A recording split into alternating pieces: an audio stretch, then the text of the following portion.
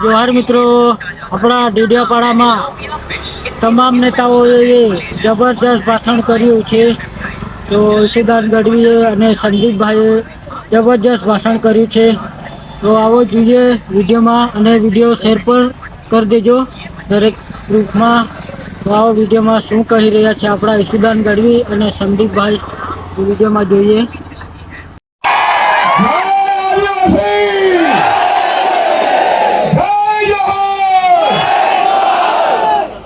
આપણે મૂળ નિવાસી, મૂળ આદિવાસી અને ભગવાન બિરસા મુંડાના સંતાનો છીએ, પણ ભાજપ એક વખત નહીં, બે વખત નહીં, ત્રણ વખત ભગવાન બિરસા મુંડાની આશીર્વાદ લઈને નીકળેલા ચેતરભાઈ વસાવાને જેલમાં નાખવાની કોશિશ કરે છે. મિત્રોને જોડમાં તાર જવાબ આપવાનો છે આપણે. મિત્રો, આજે મને દુઃખ થાય છે કે 18 દિવસના બાળકને જે આ ધરતી ઉપર જન્મ લીધો, એની ભૂલ શું છે? એનો ગુનો શું છે? એને 18 દિવસમાં શું ગુનો કરી લીધો કે આ પાપી ભાજપે આપણા 18 દિવસના આદિવાસી સંતાનને જેલમાં પૂર્યા છે.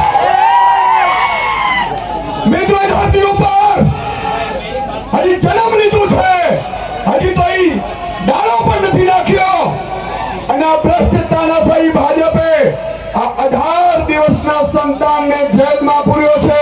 હાથ ઊંચા કરીને જવાબ આપો બધાનો. ચાલ, જો બદલો લેવો જોઈએ કે ના લેવો જોઈએ?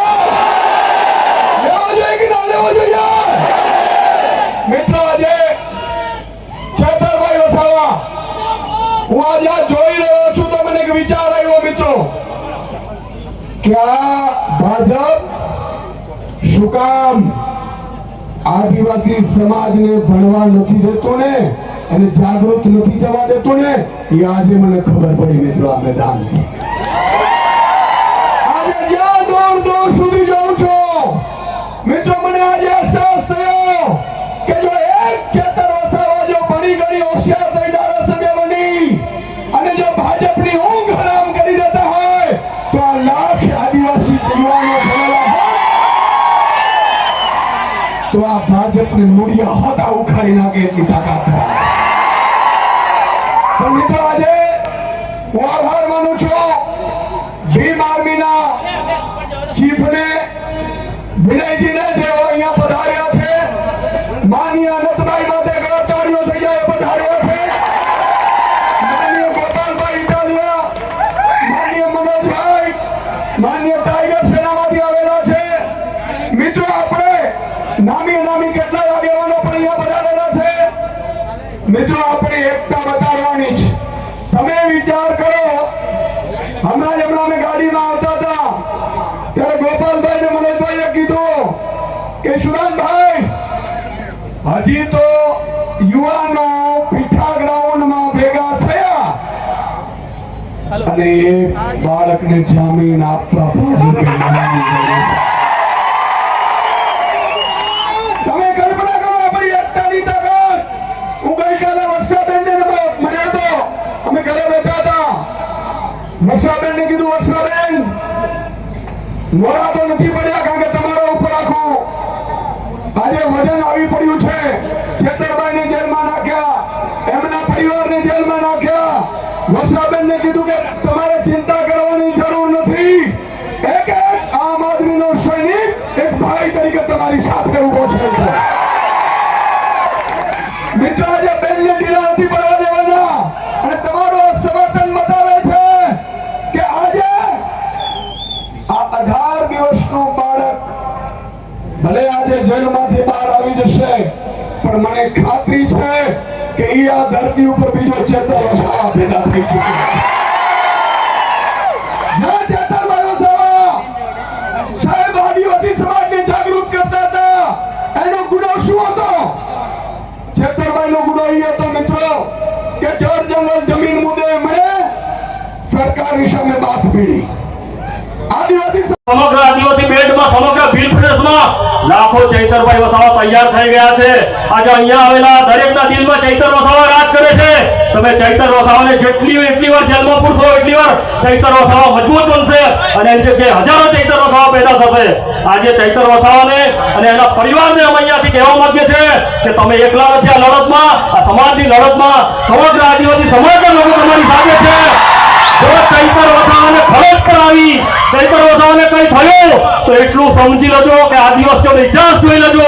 આદિવાસીઓ ઝૂકવાનું પણ જાણે છે, લડવાનું પણ જાણે છે, પરંતુ જ્યાં ઝુકાશે ત્યાં ઝૂકીશું અને જ્યાં લડવાનું છે ત્યાં ઈંટનો જવાબ અમે પથ્થરથી આપીશું.